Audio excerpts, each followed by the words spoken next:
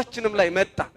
ስለዚህ ጥንተ አብሶ ማለት መርገሙ ወደ ሰው ልጆች የሚተላለፍ ክርስቶስ ቤዛ ሆኖ በአዳም በሔዋን ኃጢአተኛ ተብሎ በወንበዴ መካከል እስኪሰቀል ድረስ በጽንስ አማካኝነት የሚተላለፍ ነበር። ቁራኝነቱ በምን ይተላለፋል ለተባለው ማለት ነው፣ በጽንስ ሲተላለፍ ቆይቷል።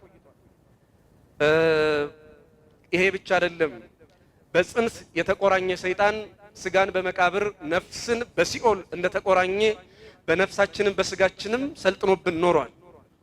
ይሄ በራሳችን ከምንሰራው ኃጢአት ውጪ አዳም ሔዋን በሰሩት በደል ምክንያት በሁሉም ሰው ላይ የመጣ ነበረ። ቅዱስ ጳውሎስ ሮሜ ምዕራፍ 3 ላይ አንዳንድ ዘመዶቻችን አዛብተው በጣም አበላሽተው የሚተረጉሙት ጻድቅ የለም አንድ ስንኳ እያሉ እመቤታችንም